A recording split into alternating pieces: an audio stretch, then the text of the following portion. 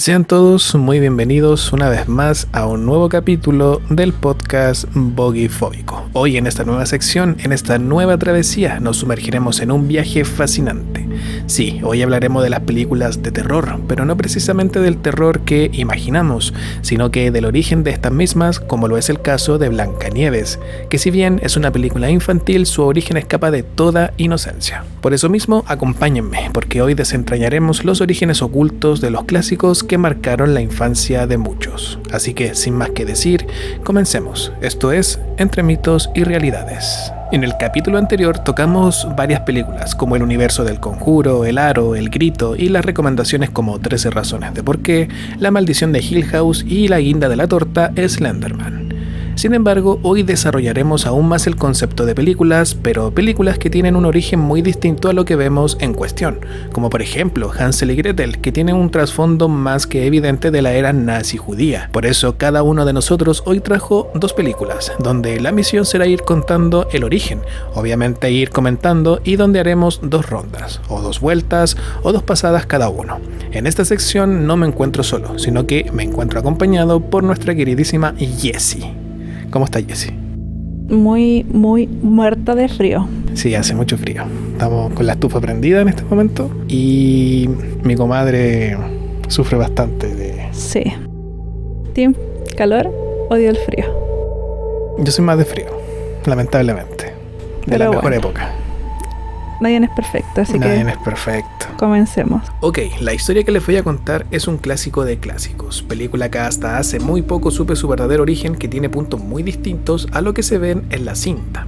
Muchos de ustedes la conocen y es que estoy hablando de Blancanieves y los 7 enanitos, un filme con mucha nostalgia, amor y envidia. Principalmente Blancanieves está inspirada en dos historias que se asemejan entre sí, la historia de la baronesa María Sofía von Erdal, nacida en 1725, y la condesa Margaret von Waldeck, nacida en 1533. María Sofía era una noble alemana que vivió en la localidad de Lohr, cerca del río Meno. Era hija de Philipp Christoph von Erdal, un importante aristócrata de la época. Desde joven María Sofía sufrió graves problemas de salud producto de la viruela, enfermedad que habría afectado parcialmente su visión, dejándola casi ciega. Pese a sus dificultades, era conocida por su carácter amable y bondadoso, lo que hizo que fuera muy querida por la población local. Pero su vida cambió tras la muerte de su madre en 1741. Años después, su padre volvió a casarse con Claudia Elizabeth Maria von Benningen, no sé si lo dije bien, quien según la tradición popular favorecía a los hijos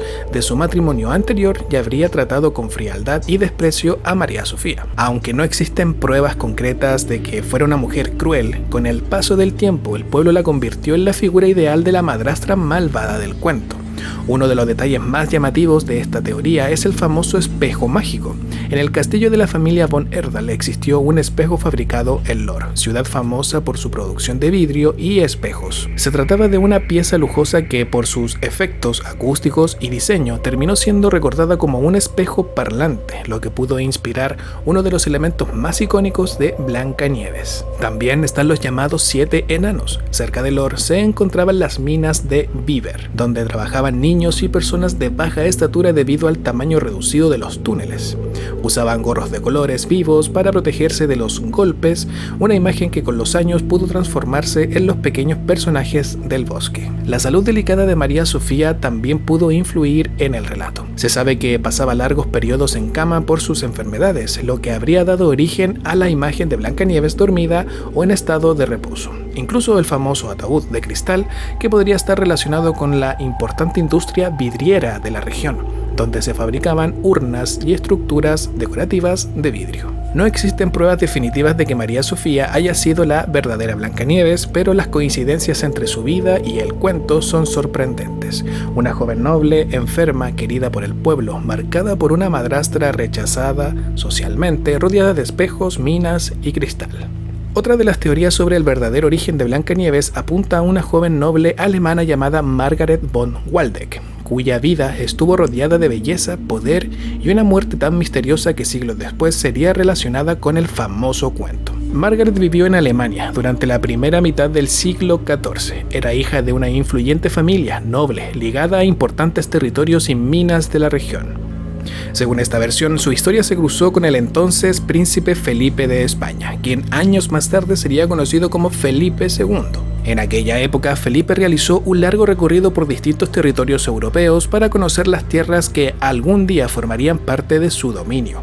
Durante ese viaje habría conocido a la joven condesa alemana, famosa por su atractivo y elegancia. Algunos relatos sostienen que entre ambos nació una relación sentimental que no fue bien vista por ciertos sectores de la corte. La historia toma un tono oscuro con la repentina muerte de Margaret, ocurrida cuando aún era joven.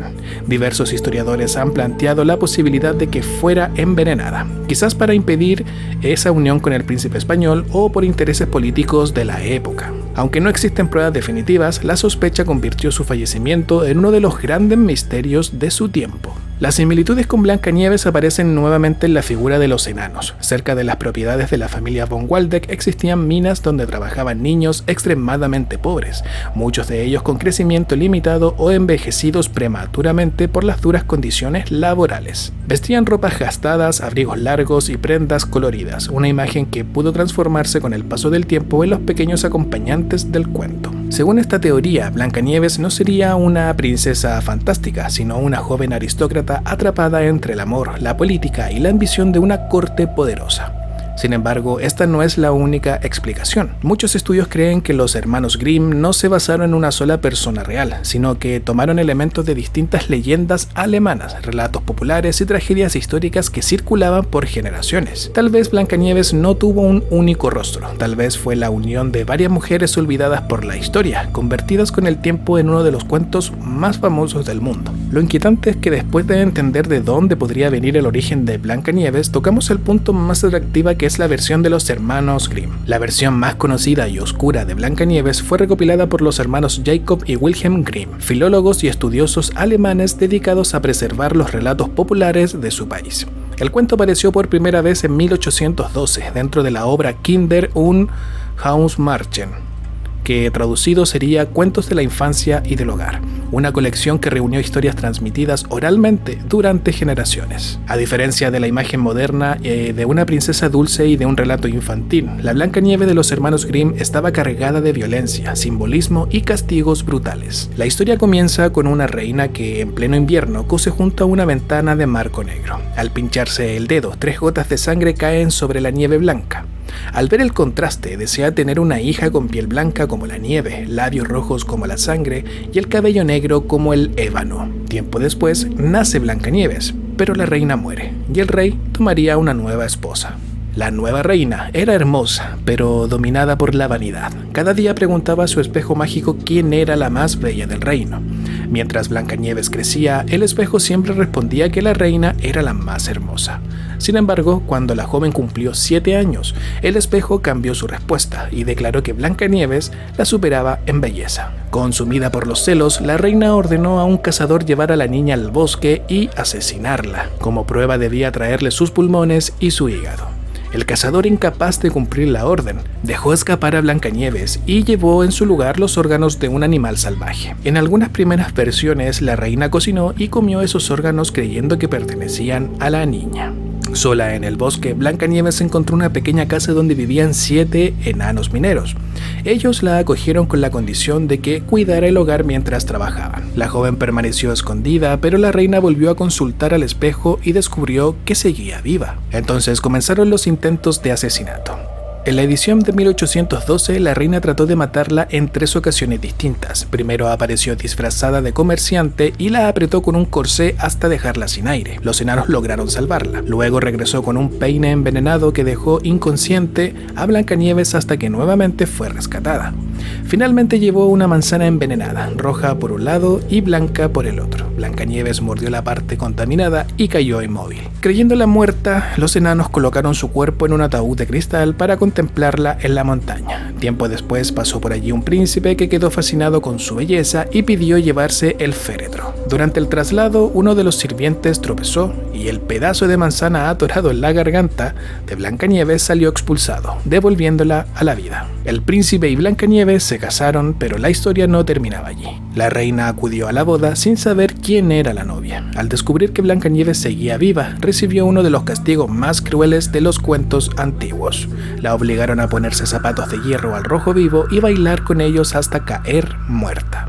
Con el paso de los años, los hermanos Grimm modificaron varias partes del relato. En la edición de 1857 suavizaron ciertos elementos, reforzaron la figura de la madrastra en lugar de la madre biológica y adoptaron algunos pasajes para un público más amplio. Lejos de ser un cuento infantil, Blancanieves, en la versión Grimm, era una advertencia moral sobre la vanidad, los celos y la obsesión por la belleza. También reflejaba la dureza de la Europa del siglo XIX, donde los relatos populares mezclaban fantasía con castigos extremos y profundas lecciones sociales. Y eso sería, damas y caballeros, la historia de nuestra queridísima Blancanieves. Que, por cierto, yo cuando era niño la veía muchas veces. Sí, Me gustaba mucho esa película, sobre todo cuando salían los enanitos. Me daba mucha risa. A mí no me gustaba tanto, pero obviamente se veía demasiado. Yo me acuerdo que mi mamá me hacía leche en la mamadera, cáchate por el VHS. Mi mamá ponía la cinta y siempre me adelantaba la película hasta que salían los 7 enanitos. Y ahí yo me quedaba un rato. Cantaba la canción de Hi Ho, Hi Ho. Que trabajar. ¿Viste? Sí, me acuerdo. Me gustaba mucho esa película. Pero el origen me deja bastante inconforme porque no hay una estructura clara de dónde viene. Si bien se tocan elementos como la baronesa, la condesa, estos reinos de la antigua Europa, no deja en claro si es verdad o no. Bueno. Porque esto se asemeja mucho también a una historia, a una leyenda que es de la María Sangrienta. María Sangrienta tiene digamos, múltiples orígenes, porque hace muchos años también en la antigua Europa había mujeres que las denominaban como sangrientas, pero tampoco, no hay un origen claro. Pero aún así es entretenido. Me deja mucho igual. que... O sea, es que sacaste como muchas diferentes orígenes que podrían ser, como que ninguno es realmente claro. Bueno, y queda como estipulado que los hermanos Grimm intentaron como acoplar bastante estas historias que en algún momento leyeron o les contaron, o no sé, pues sus abuelos se sabían, cosas así, porque en esos tiempos igual era difícil como tener biblioteca y ir a estudiar estas cosas. Claro, es como más tipo como cuando te hacían leer como un arsenal de cuentos, pero en un solo libro, como que ellos hacían eso. Sí, muy loco. Pero aún así encuentro que es una de las mejores películas animadas que vi hasta que salió el live action. El live action me decepcionó bastante, sobre todo la polémica que hubo con la actriz principal. Yo ni siquiera lo vi, la verdad. Así no te pierdes de nada tampoco. No soy mucho de princesas Disney, como que no es muy fuerte. Y de hecho, como de la que yo voy a hablar ahora, la vi re poco. Como creo que la vi una sola vez, porque me parecía muy aburrida. O sea, ¿de cuál estamos hablando? Pero ahora iba eso. Ya, espérate. Antes de que vayas a eso, me gustaría decir que debería salir como una remasterización de la película Blancanieves. Pero animada. Sí, totalmente, porque es de... No, es de hace años. Brígidamente antigua, pues yo me acuerdo que igual la animación es como de los tiempos, no sé, yo nací en el 93 y creo que ya esa película estaba. Yo era chico y ya estaba. Entonces yo creo que era de esa animación que se hacía así como a pulso, a manito. Entonces igual hay una... Es del 37, 1937. Súper antiguo. Demasiado antiguo. Pero aún así una película entretenida que cuando yo era niño no entendía, digamos, el trasfondo del mensaje que eran los celos. Claro, como que... Está al revés. Ay, ¿cómo está al revés? ¿Cómo está al revés? Al revés, pues. Pero ¿cómo me explicáis cómo va? Ya, como te decía, debería ser importante que la industria Walt Disney sacar una remasterización, pero con nueva animación, no con la animación antigua. No, yo la verdad no creo que lo haga. Como que ya están haciendo como puro live action. Live action. Y esa cuestión ya está, pero como todo reventado lo de las princesas Disney en realidad, porque claro, tú lo ves por la película, pero anda Disney Channel y Disney Junior tienen como serie de Blancanieves, entonces no van a hacer mayor esfuerzo que ese. Claro. Te invito a perdértelo totalmente, porque son muy fome. Seguramente. Ok, entonces ahora continuamos con la versión de Jessie. Sí. Yo traje en esta ocasión La Bella Durmiente, ya que estamos hablando de los hermanos Grimm.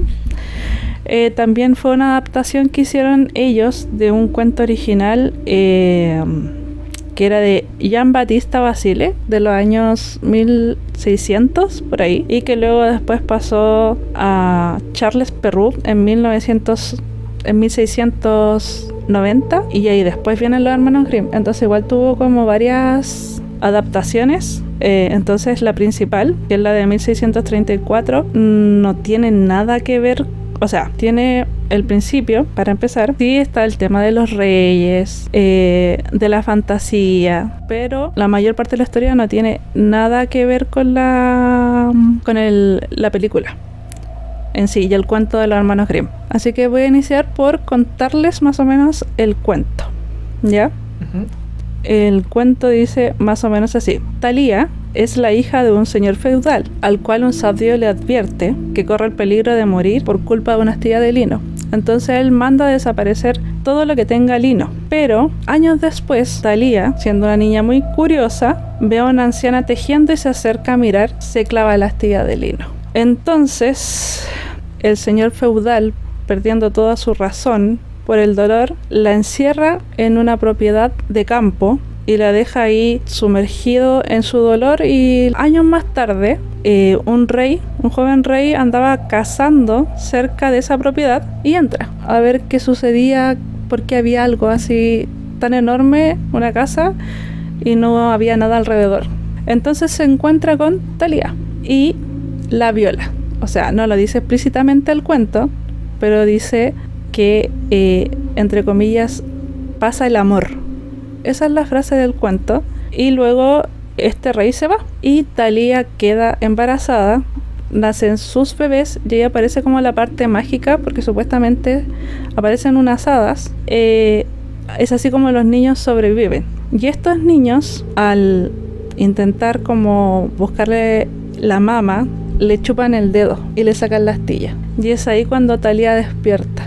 Obviamente, según el cuento, Thalía se lo toma muy normal, cría a sus hijos, les da amor y todo, y el rey obviamente estaba en su reino y de repente se acuerda de esta chica que había visto en la casa y que estaba durmiendo, y dice: voy a ir a dar una vuelta otra vez. Vuelve y conoce a sus hijos y les pone sol y luna y le promete a Thalía volver por ella. El rey vuelve a su reino. Él tenía una esposa y al volver al reino, esta esposa se empieza a dar cuenta que hay algo raro, porque en las noches el rey murmura el nombre de sus hijos: Sol, Luna. Entonces manda a su mano derecha a averiguar qué sucede, qué es lo que habría pasado con el rey en su viaje, que en las noches está susurrando esos nombres. Entonces esa mano derecha va y encuentra a Thalía y a los niños y le cuenta a la reina. Y la reina decide robar los niños y hacerlos comida para el rey. Obviamente el chef del palacio le dice que sí a la reina, pero no tiene el corazón para hacerlo. Entonces pone ovejas. El chef, en vez de poner a los niños, obviamente, coloca carne de cabra. Y mientras el rey come, la reina insiste en saber si lo que el rey come está delicioso. Le pregunta y él le empieza a decir: ¿por qué tú estás todo el tiempo preguntándome? Esto está muy rico. Entonces la reina le dice: te estás comiendo a tus propios hijos. Y el rey no podía consigo mismo, estaba así, pero cayó como en la locura máxima y mandó a matar a la reina y a su secuaz. Pero antes de que esto, y al chef, y antes de que esto pase, la señora del chef del reino le dice: no, nosotros tenemos a los niños a salvo. Mientras todo esto pasaba, también Thalía había sido como traída al reino y estaba a punto de tirarse como al fuego, porque la reina había puesto como a brasas, como camino de brasas, y le exigió sacarse la ropa y tirarse encima de ese camino de brasas. Obviamente esto haciéndolo su secuaz al final, porque ellos estaban como en la comida, en la cena, y el rey alcanzó a salvarla al conocer de estos planes, y fueron rescatados los hijos de Thalía. Así termina la historia. Como todos, no dice como un final feliz ni nada por el estilo, sino que termina con una frase que dice: aquellos que nacen con la fortuna encuentran la buena fortuna incluso en sueños. O sea, que como por decir, la lección es que si naces con suerte, siempre tendrás suerte. Entonces, esta historia, como tal, como comenté, después fue tomada por Charles Perrault, francés. Sí, que cambia la historia y pone una bruja que maldice y que la pincha con un uso, que es una herramienta para hilar, y que supuestamente iba a morir, pero una hada buena alcanza como a contraatacar esa maldición y hace que solo duerma 100 años. Y hace que el castillo duerma por 100 años, junto con la Bella Durmiente. Ah, bueno, por eso el nombre es Bella Durmiente. Sí, po.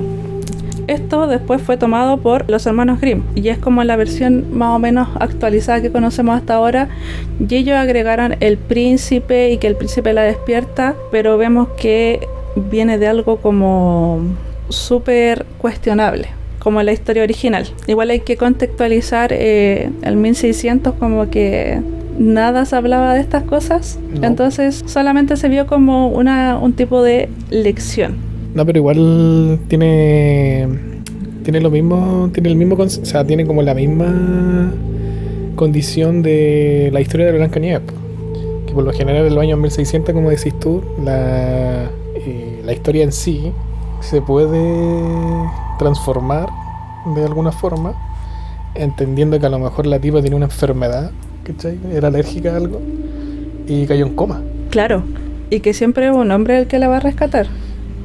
Claro, eso ya es como un tema más... No, pero en el sentido de que en esa época como los príncipes y los reyes son como muy relevantes en los cuentos. Y bueno, eso también se ve en la película de Maléfica. Maléfica. No sé si tuviste esa película. Sí, pues. Y de que al final Disney después la volvió como a remasterizar. Y después Maléfica no era tan mala como... No, de hecho salió un live action de Maléfica.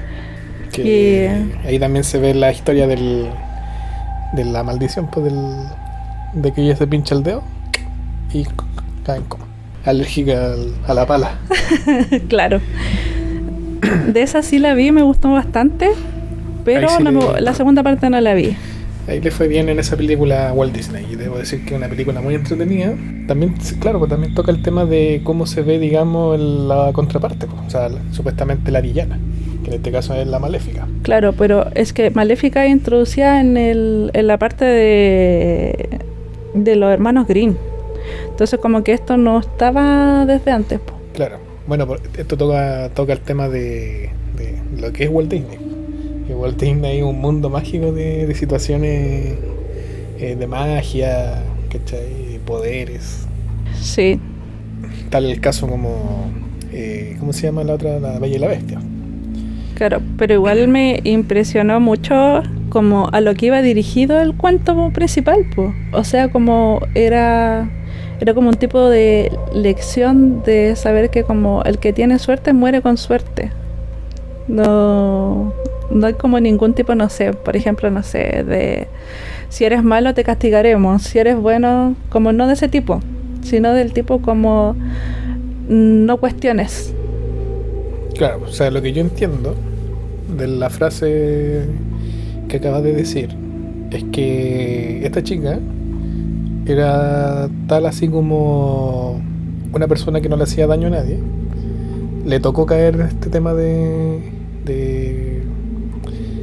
caer en coma, por decir, o sea, dormirse. Y la vida o las situaciones de la vida fueron tan nobles con ella que la despertaron.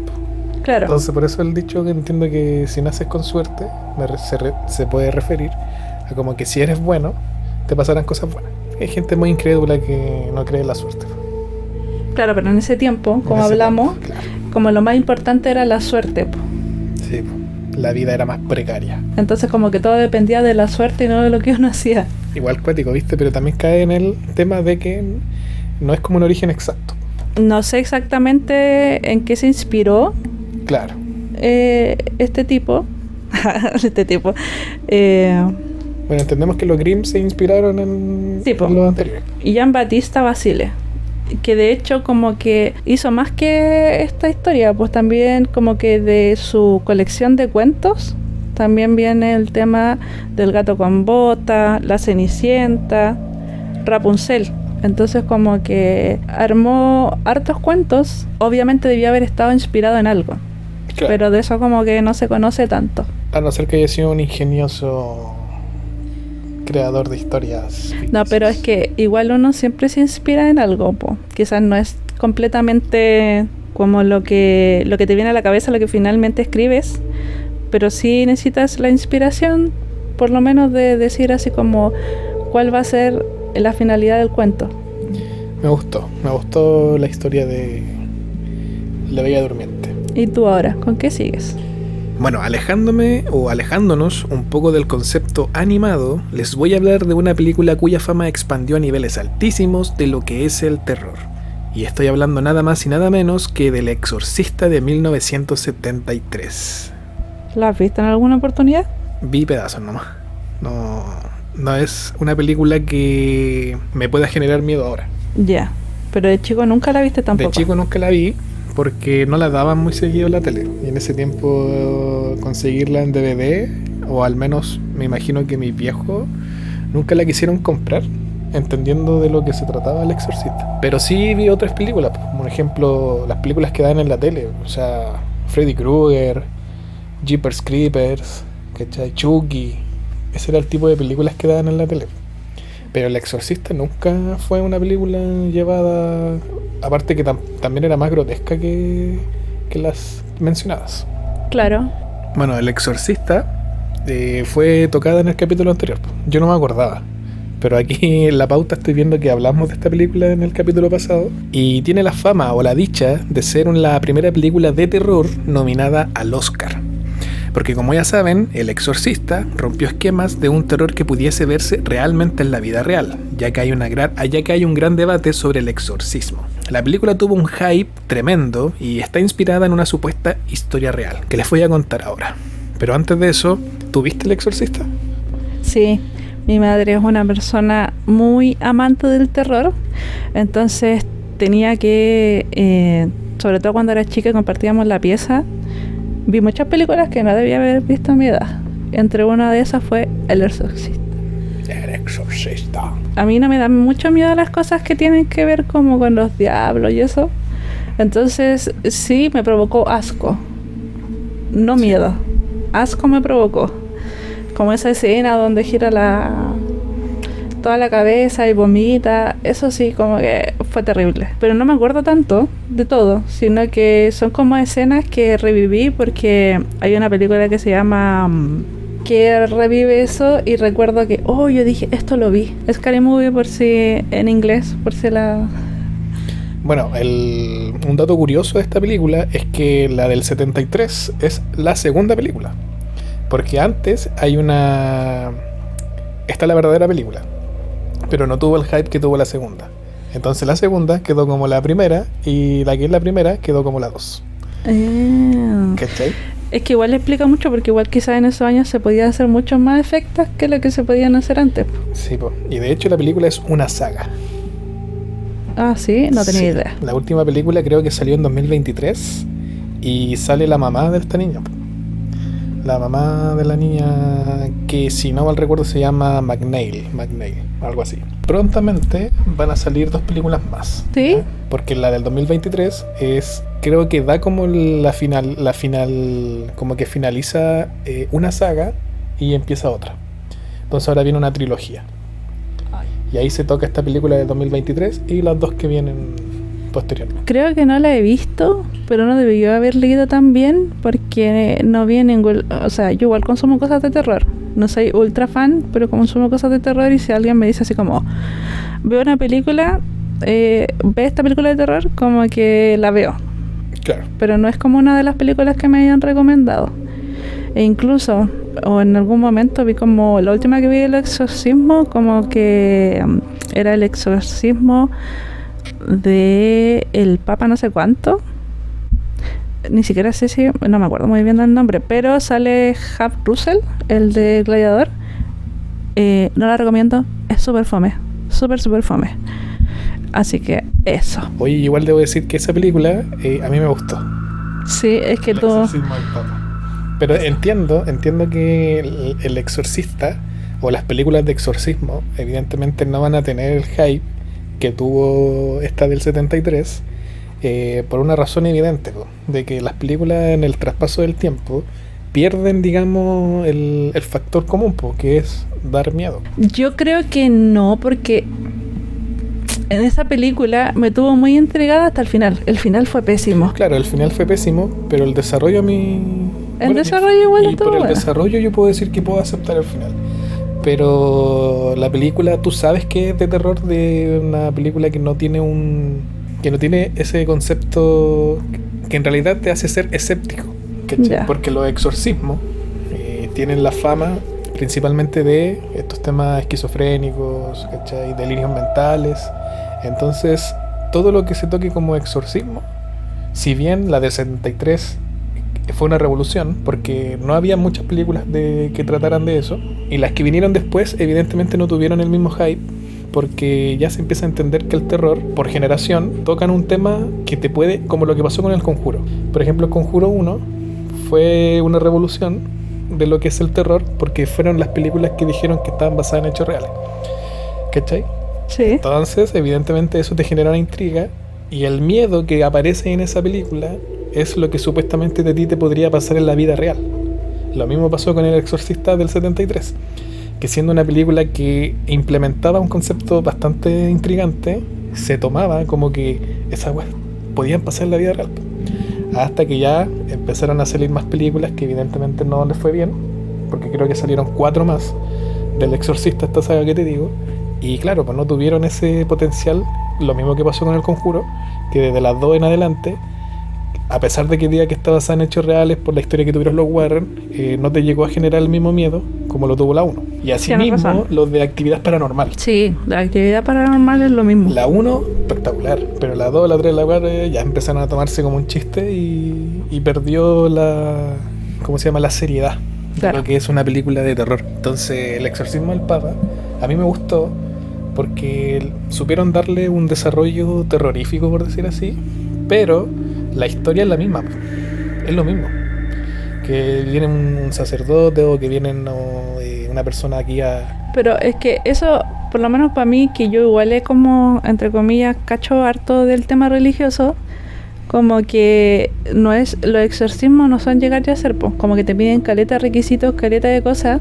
Claro. Entonces, no es como ya alguien como psiquiátrico.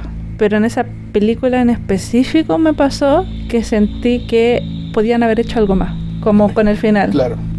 Yo creo que igual fue más comercial esa película, que a diferencia del Exorcismo de Emily Rose. Yo encuentro que esa película es muy buena. Ah, sí, también la viste, la encuentro buena. Pero cuéntame, ¿de dónde viene El Exorcista? Esa no me la sé. Todo esto se remonta a una persona llamada William Peter Blatty, que es el escritor estadounidense de origen libanés. En el 49, mientras se encontraba estudiando en la universidad, de casualidad leyó por ahí un caso sobre un adolescente presuntamente poseído que había entrado en etapa de exorcismo. Claro, ese recorte periodístico se le quedó grabado por varios años hasta que después de una década, en una crisis que apuntaba a lo espiritual, decide escribir una novela de terror. Fue entonces que en el 71 sale a la luz el libro El Exorcista, convirtiéndose en un éxito masivo que 2 años después se llevaría a la pantalla grande, que es la película que todos conocemos. Volviendo al origen, el caso está inspirado en una persona con el seudónimo de Roland Dewey y Robin Mannheim. Posteriormente el seudónimo quedaría como Ronald Hunkler. Ronald Hunkler vendría siendo la inspiración de esta película. Roland, vamos a decirle Rolando. Rolando nació en 1935 en el seno de una familia luterana alemana. Durante la década del 40, la familia vivió en Cottage City, Maryland. Según el autor Thomas B. Allen, Rolando era hijo único y dependía de los adultos de su hogar para jugar, como todo niño, principalmente por su tía. Ella era una aficionada del espiritismo y le presentó la Ouija cuando el niño mostró interés por ella. Con el tiempo, la tía fallece y la familia comenzó a experimentar sucesos extraños, ruidos inexplicables, muebles que parecían moverse solos y objetos cotidianos como jarrones que se caían, se movían, se deslizaban. Buscando ayuda, acudieron a un pastor luterano, Luther Miles Schultz, quien tenía interés por la parapsicología. Schultz dispuso que el niño pasara una noche en su casa para observarlo. Más tarde, el parapsicólogo Joseph Bank Rhine supo que Schultz afirmaba haber presenciado movimientos inexplicables de objetos domésticos y se preguntó si el pastor había exagerado inconscientemente algunos hechos. Pues debido a los comentarios que daban estas personas, Schultz le pidió a la familia consultar con un sacerdote católico. Según la historia tradicional, Rolando fue sometido a varios exorcismos. El primero de ellos habría sido realizado por Edward Hughes, sacerdote católico romano, en el Hospital Universitario de Growntown, una institución jesuita. Durante el ritual, se afirmó que el niño logró liberar una de sus manos de las ataduras, arrancó un resorte de la cama situado bajo el colchón y lo utilizó como arma improvisada, hiriendo en un brazo al sacerdote. El rito por esto fue suspendido. Después de ese intento fallido, continuaron ocurriendo incidentes, entre ellos arañazos inexplicables en el cuerpo del muchacho. La madre de Rolando, originaria de San Luis, Missouri, buscaba un cambio de ambiente. Según el relato, al aparecer la palabra Louis marcada en los arañazos de las costillas del niño, la familia interpretó aquello como una señal y decidió viajar a San Luis. Se alojaron en la casa de familiares de Belnor, suburbio cercano a la ciudad. Durante su estancia, un primo de Rolando contactó a uno de sus profesores en la Universidad de San Luis, Raymond J. Bishop. Este, a su vez, habló con William S. Bounder, sacerdote jesuita de la iglesia universitaria. Ambos visitaron al niño en la casa de los familiares y afirmaron haber observado fenómenos como la cama temblando, objetos desplazándose, una voz gutural en el menor, rechazo hacia objetos sagrados. Tras ello, Bounder solicitó autorización al arzobispo para practicar otro exorcismo. El nuevo ritual se llevó a cabo en el hospital Alexian Brothers, en lo que hoy se conoce como South City Hospital. Antes de comenzar, el sacerdote jesuita Walter Halloran fue llamado al ala psiquiátrica del hospital para asistir a Bounder. También participó William Van Roe como tercer sacerdote, que eso se asemeja bastante a lo que es cuando los sacerdotes van a la casa de la protagonista de la película y empiezan a hacer el ajetreo. Halloran declaró más tarde que durante el proceso aparecieron en el cuerpo del adolescente palabras como mal e infierno, además de otras marcas. También afirmó que durante la letanía de los santos el colchón comenzó a sacudirse. En otro momento del rito, Rolando le rompió la nariz a Halloran. Fue entonces que a mediados de 1949 diversos periódicos publicaron informes anónimos sobre una supuesta posesión y exorcismo. Se cree que la fuente de estos artículos fue el pastor Luther Miles Schultz. Uno de esos relatos aseguraba que 48 personas presenciaron este exorcismo, 9 de ellas jesuitas. Décadas más tarde, Thomas B. Allen investigó el caso y señaló que Walter H. Halloran fue uno de los últimos testigos supervivientes. Allen también sostuvo que en un diario llevado por el sacerdote asistente Raymond J. Bishop, describía los rituales realizados al niño, identificado con el seudónimo de Roland Dewey, también llamado Robbie. Sin embargo, en el 2013, Allen declaró que era imposible obtener una prueba definitiva de que el niño hubiera estado realmente poseído por espíritus malignos. Asimismo, afirmó que Halloran expresó escepticismo respecto a los supuestos fenómenos paranormales antes de morir, y cuando se le pidió confirmar oficialmente que el muchacho había sido poseído, este lo negó. Oye, pero ahí, como que yo tengo entendido que ellos siempre tienen que negarlo. como por un tema de la congregación, como de donde estén ejerciendo como su papado, el tema religioso. Como que yo tengo entendido que los exorcistas nunca pueden decir que son exorcistas, po. Claro. Sí, eso tiene mucho sentido por una lógica, ¿cómo decirlo? ¿Cómo explicarlo? Como para que la gente no tenga miedo. Más que nada. Y porque también le estáis dando como ¿cómo se llama? La valoración a la maldad, po. Sí, pues. Entonces como que ellos lo deben siempre como negar, como no darlo a conocer públicamente, pues no son como los Warren, que los Warren como que en realidad no eran de fe, pero no eran parte de la iglesia. No. En cambio, los sacerdotes que sí hacen exorcismo no pueden revelar que lo hacen. Claro. De hecho, este tipo, el Warren, el hombre, ¿cómo se llama? Se me olvidó. El loco practica exorcismo, ejerce exorcismo. Y supuestamente al ejercer el exorcismo, el loco era más vulnerable a ser poseído. Sí, entonces me imagino que todo también tiene que ir de la mano con una práctica y llegar a tener como un nivel para certificarte como exorcismo y practicarlos. Claro, pero igual recuerdo que él como que se salió de eso, o sea, como que ya no era parte de la iglesia y que lo hacía igual, y aún así como que igual, entre comillas, como que le hacía unas pequeñas consultas a la iglesia. Sí, lo que igual era bien transparente en ese sentido. Pero obviamente siento que igual es parte de que te lo niegan. Sí, bueno, sí, tiene sentido eso. Y seguramente creo que por eso también se toma que cada caso de exorcismo, que es lo que te venía diciendo, de que se puede tomar como algo real, pero siempre se va a interpretar que es como esquizofrenia, delirios mentales. Claro. Y eso es lo que dice la pauta cuando te dan el diagnóstico. Eso es lo que ellos escriben. Sí, pues. Entonces, claro, tiene sentido lo que dices tú. No tenía muy claro que tenían que negarlo, pero... O sea, por lo que yo he cachado acerca del tema religioso y los exorcismos, como que tienen que mantener un hermetismo. Igual, aparte de como pedir pruebas y esas cosas, tienen que mantener un hermetismo, porque si llegara a pasar que hacen daño y al final como que no estaba poseído, como que no puede haber ningún rastro de que ellos estuvieron ahí, porque al final le da más valor a la maldad, por así decirlo. Bueno, debido a como para resumir, este cabro, el productor de la película, que de hecho el que escribió el libro fue el productor de la película, se encontró con este caso, 10 años después escribe el libro, investiga y se da cuenta de que, claro, pues habían vestigios de que se practicara un exorcismo a este chico con el seudónimo de Rolando, y cuando se grabó la película se reportaron que pasaban cosas en el set, y de hecho la película fue tan grotesca que en las salas de cine se reportaban desmayos y vómitos.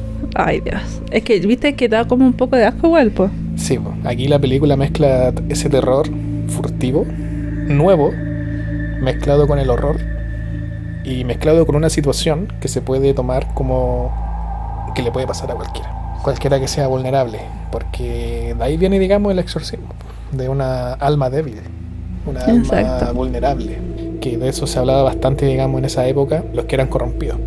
Pero es una película que yo no vi porque, claro, yo empecé a tomar conciencia con las películas que ya estaban como basadas en hechos reales.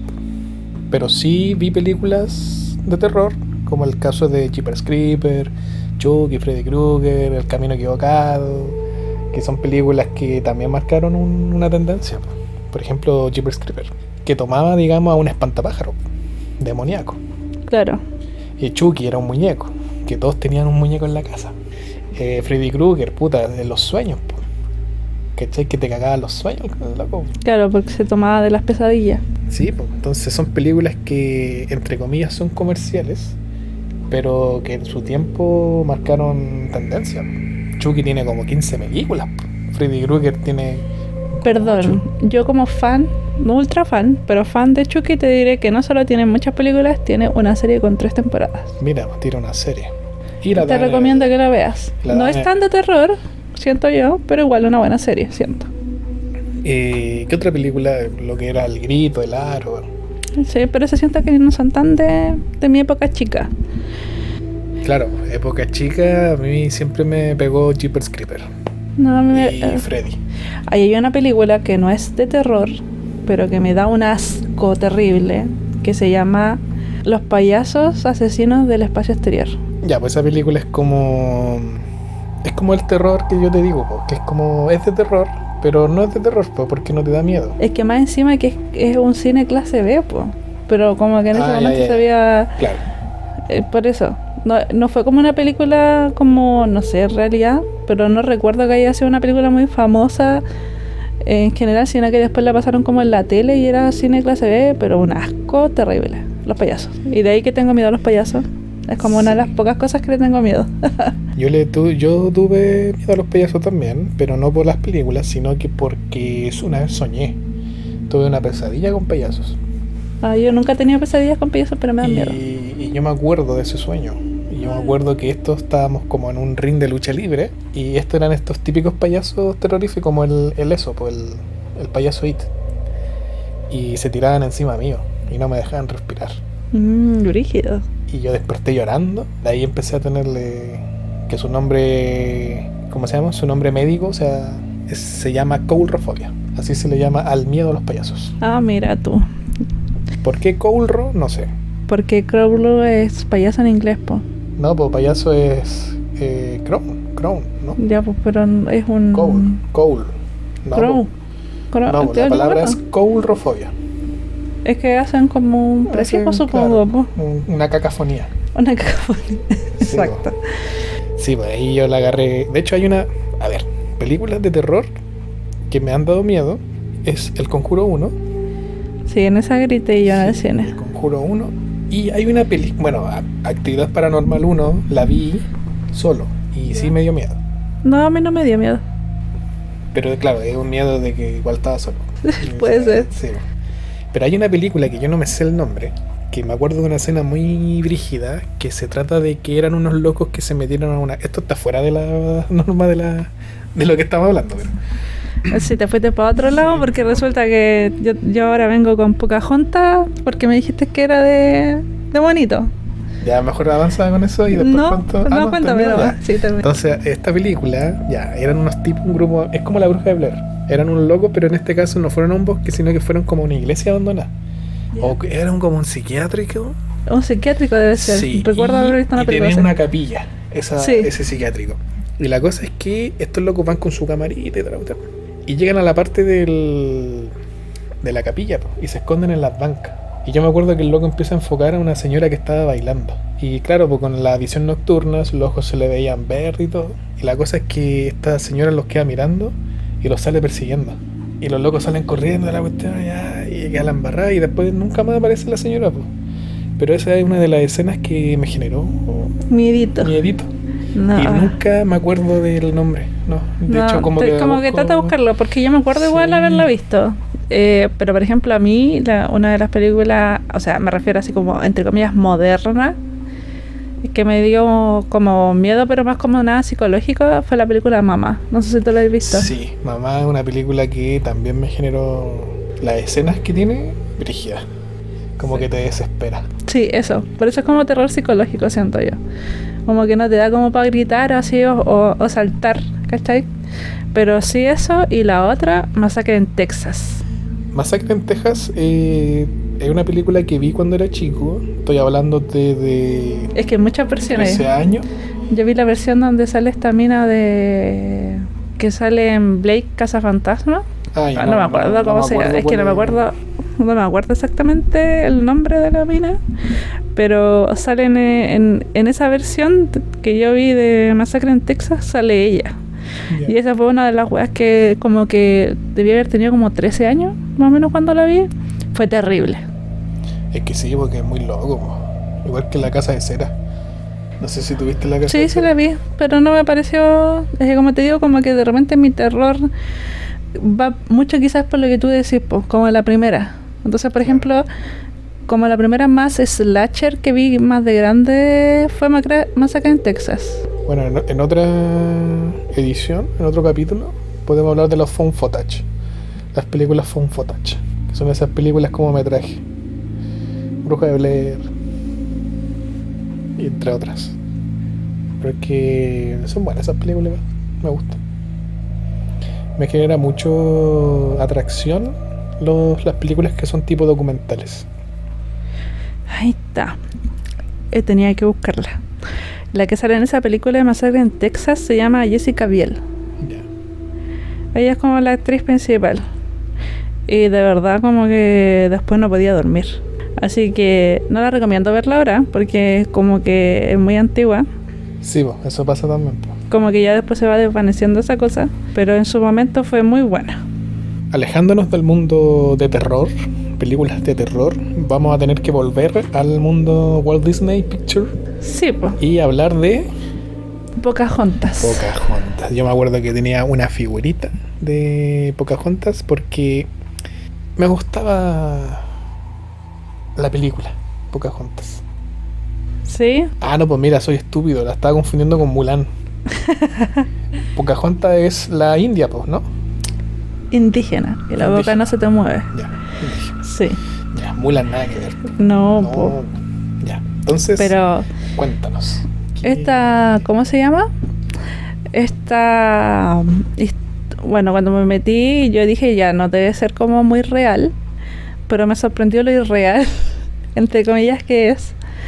Ya, la verdadera historia como que es más que nada una trágica crónica de supervivencia colonial. Entonces como que en realidad ella se llamaba Matoka. Matoka. Sí, y nació alrededor del 1590. Y era hija de un jefe, y el jefe era de la tribu Pocahontas. Entonces de ahí viene como su nombre, Pocahontas. Y era el líder de los nativos algonquinos en Virginia. Paréntesis. Los algonquinos. ¿Sabes dónde escuché de los algonquinos? No sé si tú has conocido al Wendigo. No cacho mucho de indígena americana estadounidense. Ya, pero eso vamos a dejarlo para otro. Sí. Entonces, digamos. Lo real o lo que se documentó, entre comillas, fue que John Smith la conoció a ella cuando tenía entre 11 y 12 años. Cuando los colonos ingleses obviamente vinieron a estas regiones desde América a establecerse. Pero, no sé, John Smith debió haber tenido como 30 años. Entonces no hubo un romance. Y también se cuestiona el hecho de que, porque supuestamente Pocahontas salvó a John Smith de que los nativos lo mataran. Esa es como, bueno, la historia de Disney y lo que cuenta John Smith es eso, pues que Pocahontas lo salvó. Como que Pocahontas se volvió su amigo, y que Pocahontas, cuando los indígenas intentaron acabar con él, lo ayudó. Pero en realidad como que se supone que John Smith más que nada lo hizo como para ganar fama cuando volvió a Inglaterra y contó como esa parte, ¿ya? Ella fue secuestrada en el 1600 por el colono Samuel Ark, usada como rehén para que su padre liberara a los colonos ingleses que tenía bajo su poder, porque obviamente tenían guerras porque se tomaban territorios de los indígenas. Estuvo como un año en cautiverio y la obligaron a volverse cristiana y la bautizaron con el nombre de Rebeca. Luego se casó con John Rolfe. Pocahontas se casó con John Rolfe, que en ese momento ya no se llamaba Pocahontas, se llamaba Rebeca. Para asegurar su libertad fue forzada a casarse con este terrateniente. Y se logró una tregua después del matrimonio entre ellos. Esto fue como en el 1614. Luego de esto, a ella la llevan a Inglaterra. Ok. Con John Rolfe. Nuestro Johnny.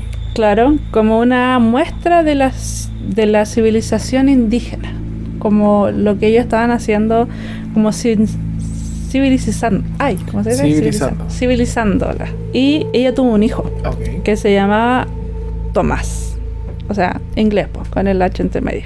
Y antes de poder volver, porque ella evidentemente quería volver, murió en el 1617 con apenas 21 años de una enfermedad. Que lo más probable que haya sido por esa época que pasaban por ahí en Europa la tuberculosis o neumonía. Y esa es la historia de Pocahontas en realidad. Pocahontas, mira, se asemeja, tiene una semejanza a... No una semejanza, sino que me recordó a Tarzán. ¿Sí? Tarzán es como todo el resto. Tarzán era un civilizado que por el accidente que tuvieron los papás cayó en la selva y fue criado por un mono. Sí, pues. Y después cuando conoce a Jane y conoce como al círculo de Jane, el loco lo traen de vuelta a la civilización. Claro. Y Pero, después vuelve. claro, pero Cosa aquí... que ella no pudo hacer. No. Un dato, yo viajé a Estados Unidos hace como 4 años. Cuando fui al Capitolio, porque ahí entrar es como te hacen un tour y es gratis, hay ¿cómo se llama? Una pintura gigante donde sale Pocahontas, como delante de John Smith. Ya. Rígido. Entonces como el relato es como muy fuerte para los gringos.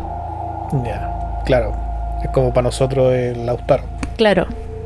Pero en realidad es como Pocahontas en todo ese momento nunca fue adulta, po. No, pues era una cabra. Era una niña y se ocupó como moneda de cambio para transar personas tanto del lado de los indígenas como del lado de los ingleses. Claro, pues la parte, digamos, bueno, es que es casi lo mismo, es como una colonización, pues, pero en este caso se intentó, como decís tú. Pero a la fuerza, porque la secuestraron Claro, es que, para claro, llevarlo a fue la cabo. fuerza, pues, sí, pues es que no había otra forma tampoco. En esos tiempos, No, obviamente, pues sí, hay otro contexto. sí, pues. Pero a lo que voy que no tiene nada de lindo ni de amoroso Como se muestra. como se muestra en Disney.